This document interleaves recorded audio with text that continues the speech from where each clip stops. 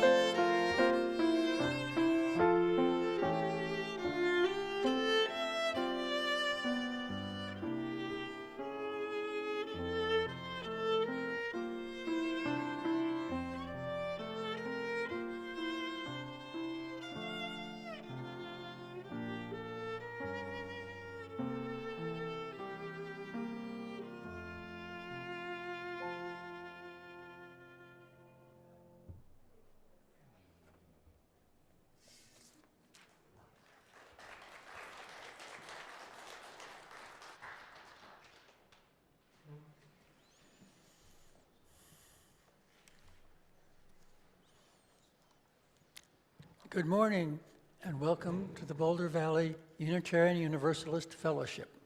I'm Paul Gibb. My pronouns are he, him. I'm joined today by Service Associate Michaela Sievers. Today's music is provided by Ted Coriath, Shelley Armour, and Amy Austin as the hymn leader. Today's tech team is Herb Axe, Deborah Mensch, and Charlie Morris. As I say the welcome words today, I invite you to really take in these words and imagine how they might change the way you interact with people you were just getting to know.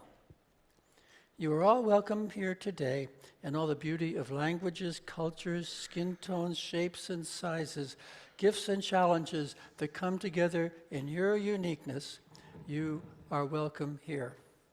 And all the ways you experience and express gender, you are welcome here. And the beauty that is who you love and how you love, you are welcome here.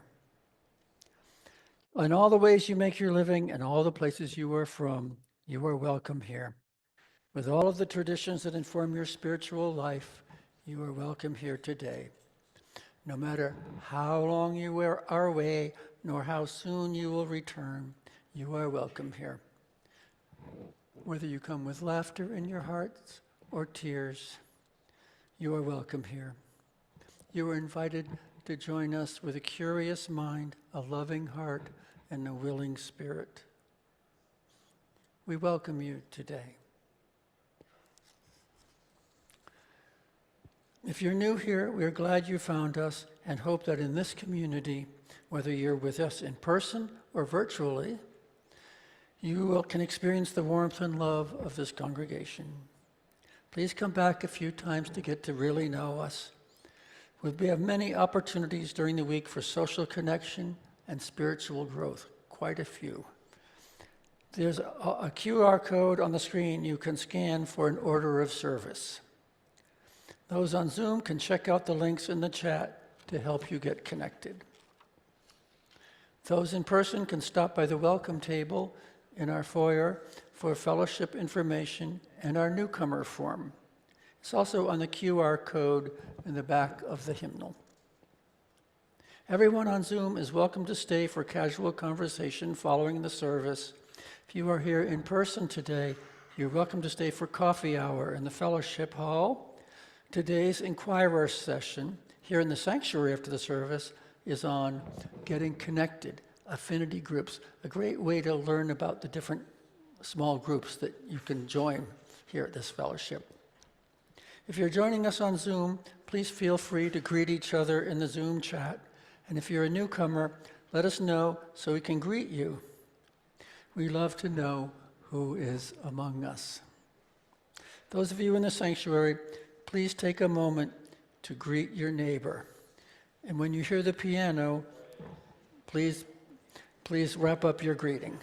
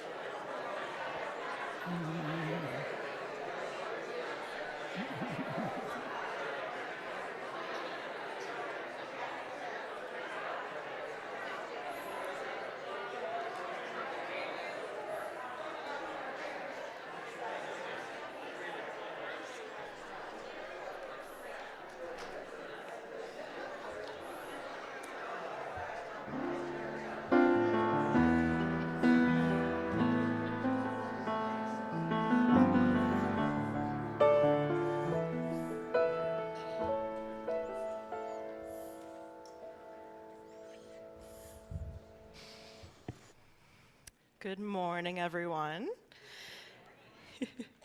My name is Michaela Sievers, and my pronouns are she and her. If you have a chalice at home, please feel free to light it with us as we light our fellowship chalice. So that we know where all of our chalices are, please write in the chat, chalice lit in with the name of your town. Please say the words along with me as we light our chalice. We light this chalice for the warmth of love, the light of truth, and the energy of action. And now I'll sing our bowl again, inviting it to draw you deeper into the present moment and this, our beloved community. Follow the sound of the bowl into about a minute of silence.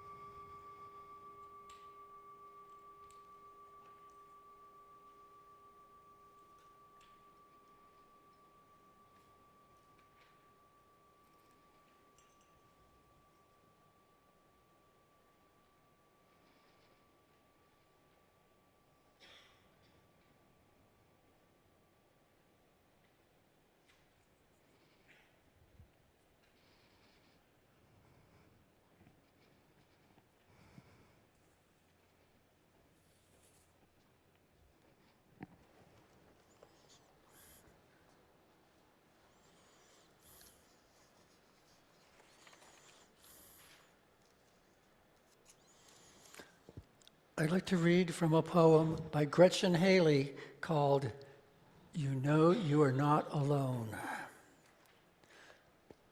For this one moment, know only that you are loved, that you are safe and whole and loved, Know that you belong here, here among us, here upon this earth, in your body, however tired or broken your heart may be. Whatever fear, disappointment, anger you carry, for this hour, know you are not alone. Feel the presence of others surrounding you, breathing beside you and with you, discovering together the way our voices rise and fall together in harmony and hope. And now we'll sing hymn number 18 in the gray hymnal, What Wondrous Love Is This? Please rise in body or spirit.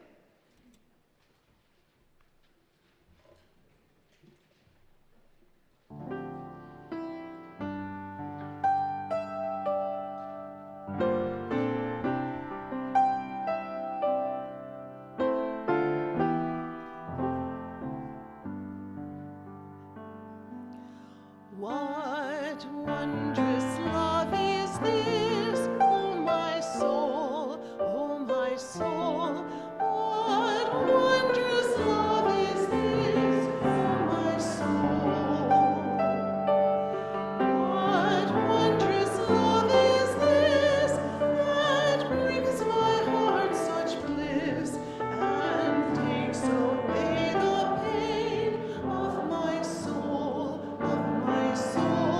and takes away the pain of my soul.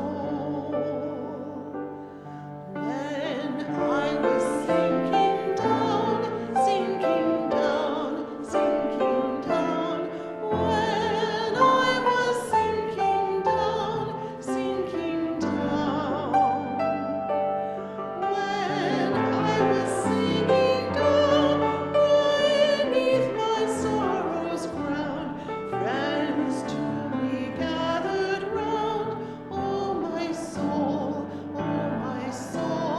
friends to me gathered round, oh my soul.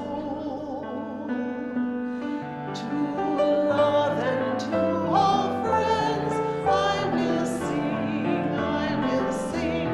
To love and to all friends I will sing. To love and to all friends, all pain and sorrow mend. With thanks unto the end, I will sing, I will sing. With thanks unto the end, I will sing.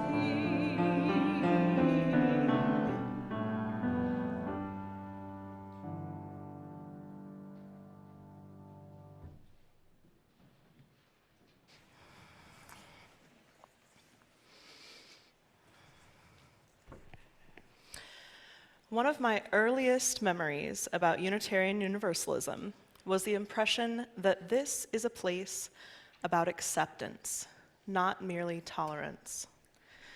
Acceptance does not mean agreement, but it does include more understanding and support of humanity than tolerance connotates.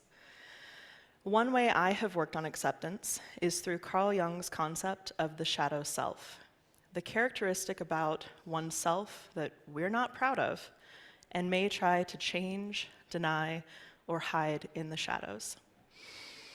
I've heard that sometimes when we meet a person whom we might initially dislike, especially if there's just something about them that maybe we can't quite name, we may be seeing a reflection of our own shadows in our perception of them.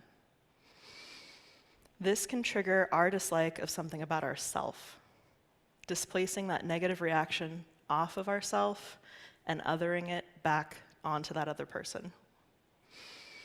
Now, of course, I love each and every one of you. No, I really do. But you may remember me saying a few months ago, we see others not as they are, but as we are. I'm human. I'm unconsciously prone to project the judgments that I make about myself onto my perception of you.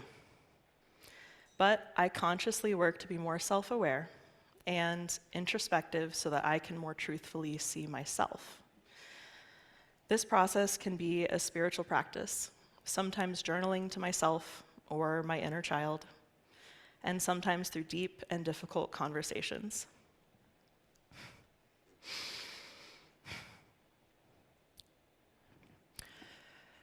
Not too long ago, someone called me out. They said that despite my verbal affirmations that I loved them, they did not feel loved. That moment was a reality check for our relationship. I tearfully, truthfully admitted I felt more love for them than I did for myself. I did not accept all of who I was. I did not openly or honestly face my flaws and weaknesses, my shadows.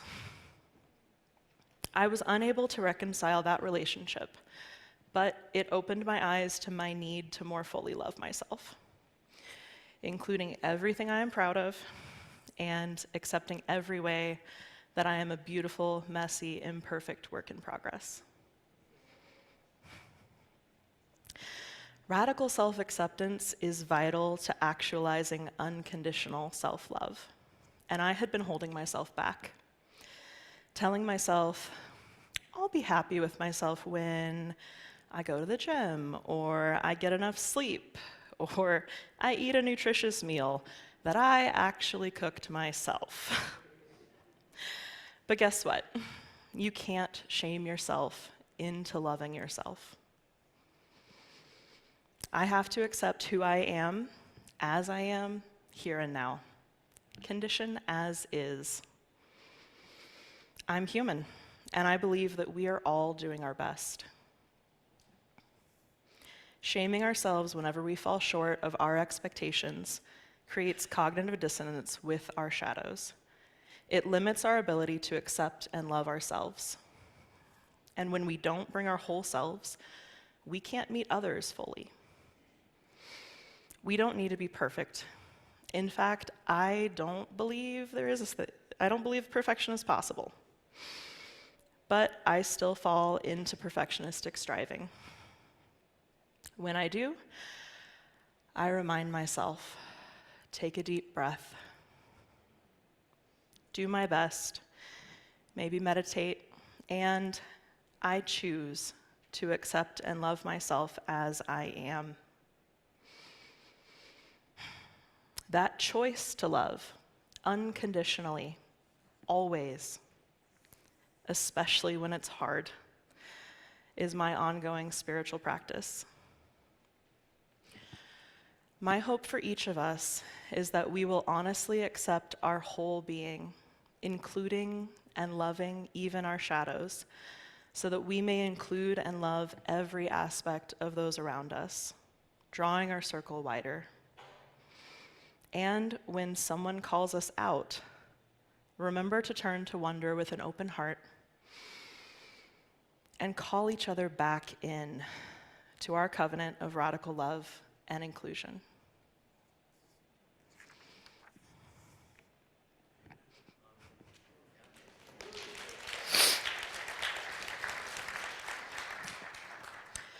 Now I would like to invite us into our time of community connection and our time of sacred sharing. If you're on Zoom and you'd like to share a joy or concern, please type into the chat window, sending it to everyone, and let us know briefly what is in your heart today. I will read out loud what you share, and Paul will add a stone to our sacred waters on your behalf. If you're in the sanctuary today, you can come up front, share your joy or concern using the microphone, holding it straight out in front of your face, pointed at your mouth, please, and add a stone to the waters, or, of course, you may always add a stone in silence. Paul, please place one stone for sorrow for Sam Nordquist, a 24-year-old black transgender man from Minnesota who was tortured and murdered in New York. May we hold his loved ones, family, and community in our hearts. And one last stone for all the joys and concerns that remain in the silent sanctuary of our hearts, knowing that even in our silence, we are included together in the web of life.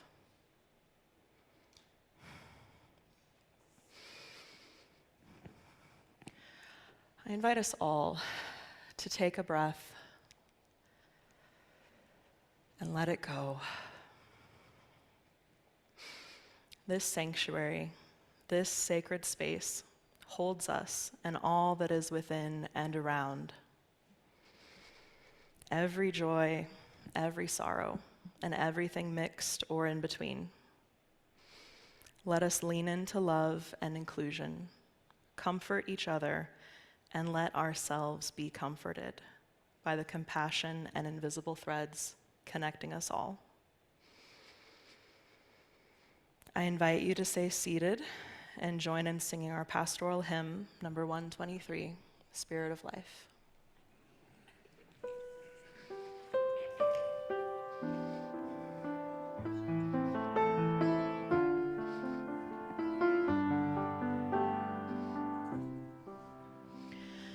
Spirit of life, come unto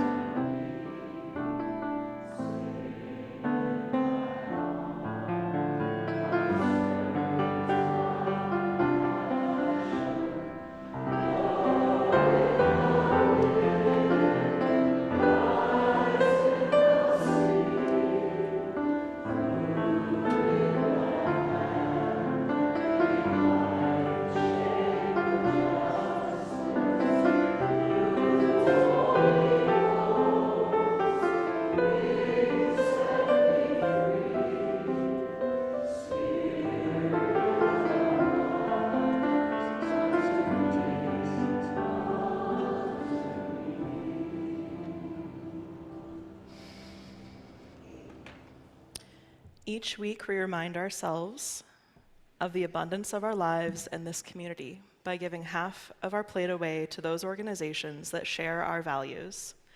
Today, the half plate is for In Me, the Interfaith Network on Mental Illness. The Interfaith Network on Mental Illness is dedicated to increasing awareness and understanding of mental illness among clergy, staff, lay leaders, and members of faith communities, and the wider community, helping them develop and nurture supportive environments for people dealing with mental illness and their families and friends. In Me envisions a future in which people freely seek the mental health services they need without fear of embarrassment or stigma. Faith communities are leading a cultural shift that permeates our society with compassion for people with mental illnesses and their families. You can text your donation at the number on the screen, or place a donation in the offering plate as it passes. Please give generously, as you so often do.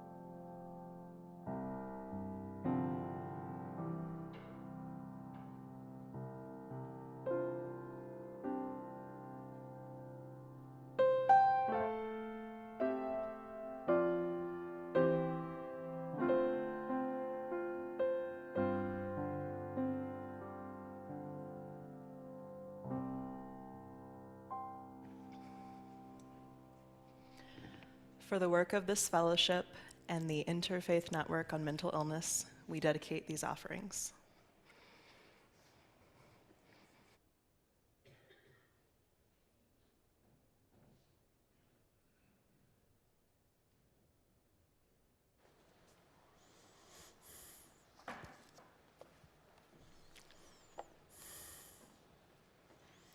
Here is a poem by Reverend Julian Hueca Soto, titled, "Bring Your Broken Hallelujah Here."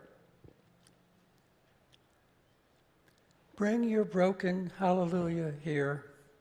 Bring the large one that is beyond repair. Bring the small one that's too soft to share. I know that people have told you that before you can give, you have to get yourself together. They overstated the value of perfection by a lot. Or they forgot. You are the gift.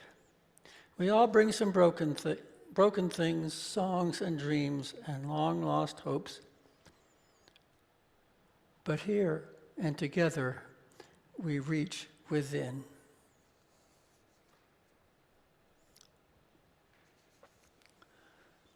So here's my reflection, called Self-Consciousness and Inclusivity. I grew up having very little understanding of what might be going on in other people's heads. If someone didn't smile or act supportive and friendly, I felt I was being rejected, and so I pretty much ignored them. I guess I felt that I didn't need to know what was going on inside anybody's head. As a result, I didn't have many friends. My parents were people who didn't hug or act friendly towards their two children. They didn't even smile at me, except when I got all A's on my report card. And I got spanked many times more often than I got even slight praise. I didn't try to figure out why they might have been the way they were. I just got along as well as I could, in spite of not feeling the least bit loved. And in addition to that, I grew up in a country, a state, and a town that was highly perfectionistic. Lots of Harvard professors and graduates lived in my town. And all the way from elementary school to high school to graduate school, I was graded and always had the feeling my life would be a complete failure unless I got all A's. And of course, movies and television shows, both then and now, tended to show people who were exceptionally good looking. So I did everything I could to make myself look smarter and more attractive. I was sure I had to totally impress people with my perfection in order to win any friendship at all. But if someone actually did seem to want to become my friend, I feared that someday they would see an imperfection of mine and immediately reject me. I also feared that some people who were overly impressed with me would feel they didn't measure up to me and start avoiding me. So I all too often kept my distance. What I did not see is that perfectionism is actually the most blatant form of imperfection. Having lots of psychotherapy when I was in my 20s, especially after a nightmarish psychedelic drug experience, got me to realize that some people's inability to relate to me was not because they were rejecting me, but rather it was because of what had happened to them in their lives. Oh, and after my parents divorced after 39 years of a very unhappy marriage, an arranged marriage, the two of them suddenly became very expressive of their love for me. So my imperfections were not the cause of their never smiling at me when I was a kid. It was their unhappiness with each other, combined with their alcoholism. I have been clearly rejected 2 times because of my race and/or ethnicity. I and other non-Italian students were kicked out of Boston's very Italian North End by the mafia at gunpoint back in 1964. And Elijah Muhammad, head of the black Muslims, rejected me and a few of my friends who asked to be white allies. But many other people in this world have felt rejected far more times than I have by far more people. I've gained a little sense of what it might feel like for many of them to feel they are being stereotyped. Today, I would like to mention just one instance of feeling rejected, the one most moving instance I would ever come across. It was about a man who never smiled at me. I felt he had no desire to include me in his life in any way. But one day I discovered some very funny cartoons that he had written when he was younger, and suddenly I had the realization that he had once been a much happier person. And guess what it was that changed his life from a happy person to a severely depressed one? When he was around the age of 20, at the end of World War II, he was a member of the 1st U.S. Army Corps of Engineers unit to arrive at the Dachau concentration camp in Germany. And he was Jewish. Can you even begin to imagine what an experience like that might do to a person? After I learned about some of the things that must have been inside his head, I stopped assuming he didn't like me, and I stopped being afraid of him. And guess what? The two of us ended up having some very good conversations. Each of us became included in the other's life. That experience led me to be even more or less, to be much less self-conscious than I had been, although I still am somewhat. Why, I have asked myself, should I assume that other people would automatically include me only if they saw how perfectly I was doing whatever it was I was doing? The reality is that neither I nor anyone I have come across is totally perfect. We all have imperfections, and we live in an imperfect world in which it is not always possible to be perfect or even to know what it really means to be perfect. Even some of the most famous people in the world suffered failures and rejections of some kind. I could mention hundreds of very famous people who got rejected and or dismissed at some time in their lives. And lots of extremely talented and creative people who never even got discovered at all. We're all human, living in an imperfect universe. In any case, most people, I've come to realize, have lived through at least some painful experiences, as I have, and I should not be too quick to ignore those who cannot always wear a happy face. It's not important, and maybe not any of my business, to know everybody's stories, but at the very least, even if I don't know their stories, I can still know that they are human just like me, and I can include them in my life. I love it when speakers here at the ship and elsewhere smile and sometimes even laugh after they misspeak in some way. That's helped me to realize even more that one does not have to be perfect in order to be liked. I don't ever have to be so damned self-conscious as I once was. I think it would be good for everybody if we could all stop trying to look perfect and to acknowledge our true humanity in some fashion, and if we could be quicker to learn about and acknowledge one another's humanity.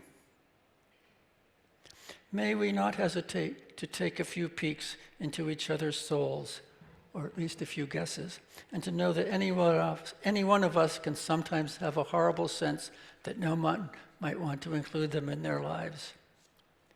And may we not hesitate to reach out and have pleasant and meaningful conversations with people whenever possible, and not even for a moment assume that they're not interested in us because they don't think we're perfect enough, or because they don't think they are perfect enough. There are both wonderful and possibly painful experiences hidden within each of us. After we leave here today, may we continue to explore the possibility of being more open, more forgiving, and thus more inclusive. Amen, amen, namaste. May it be so.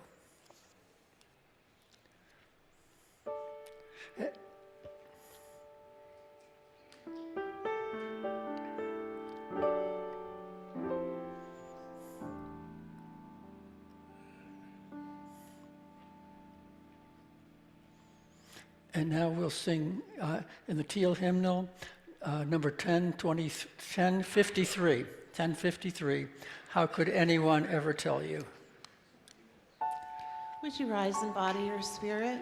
And as we sing this together, be thinking of the people outside of yourself who this applies to, but also remember to apply it to yourself.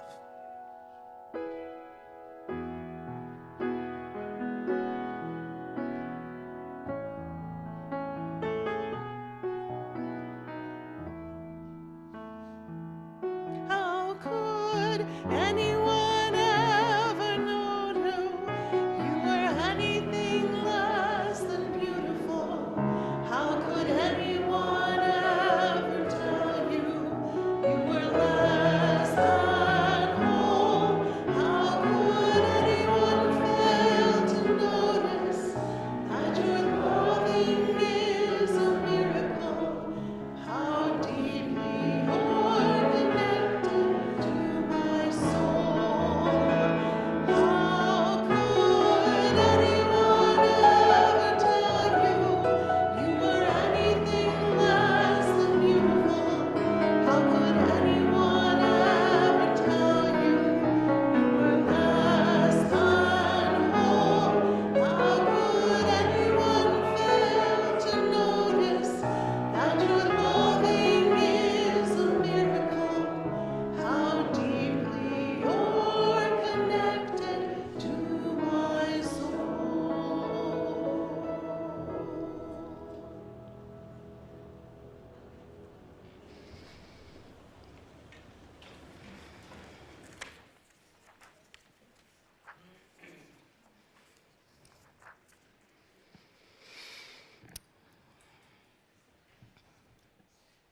I'm sorry, please rise in body or spirit and join us in extinguishing our chalice. We extinguish our chalice, but not the warmth of love, the light of truth, or the energy of action. These we carry in our hearts until we meet again.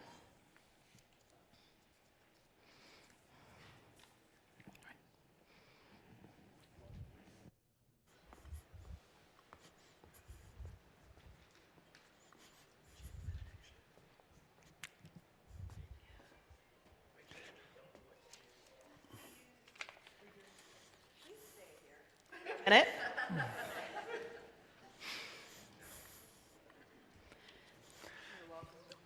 To join hands. I invite you all to join hands, link arms, or give yourself a hug if you prefer not to touch today. Whether you came here today feeling too perfect or too imperfect, know that you do not ever need to feel self-conscious about being here. You have a place in all of our hearts exactly as you are. Please resume your seats while Music Director Tad Coriath and Board President Robin Rathweg read our announcements.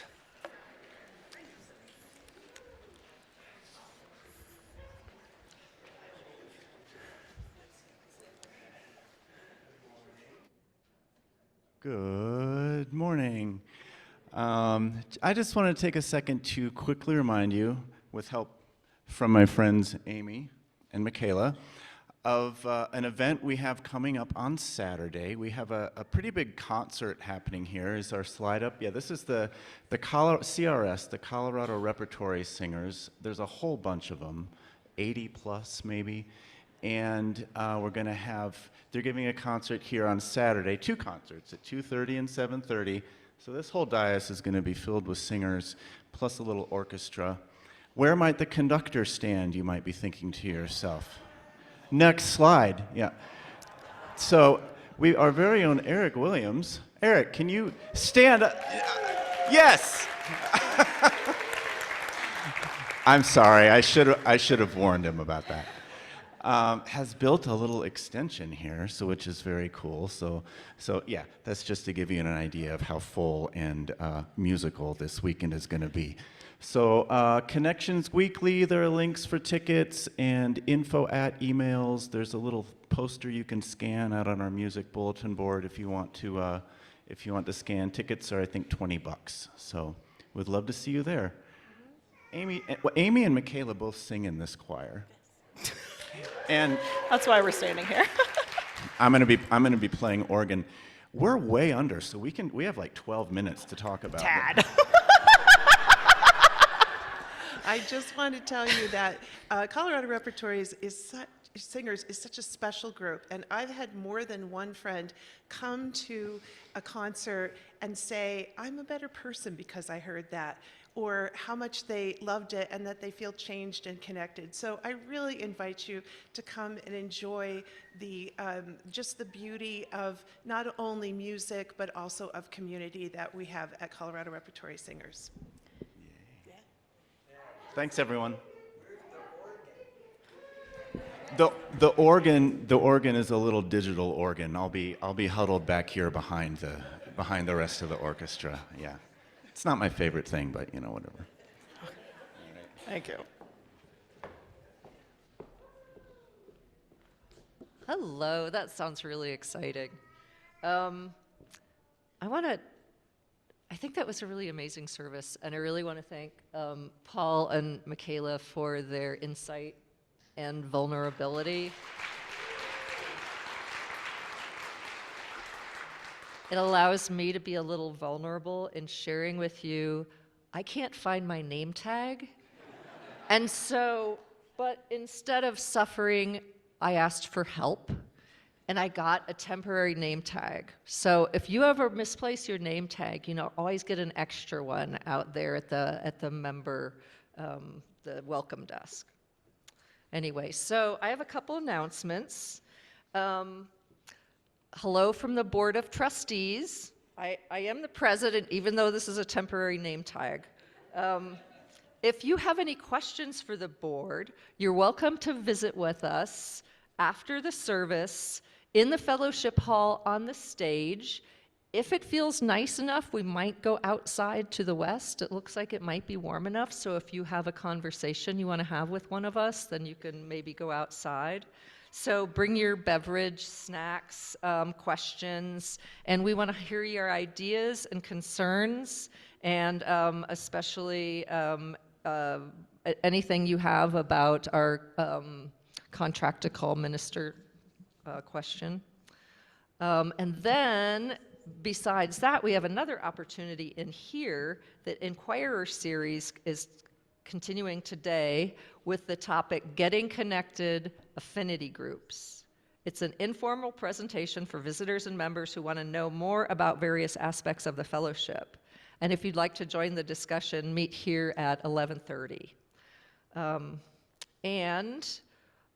Just for your general information, we always have lay pastoral care associates available for support on Sundays after the service. And today, Cindy Stark-Reed, did you want to stand up? Or Cindy's right here, but you can find her at the welcome desk after the service if you have any questions for lay pastoral care associates or feel in need of care.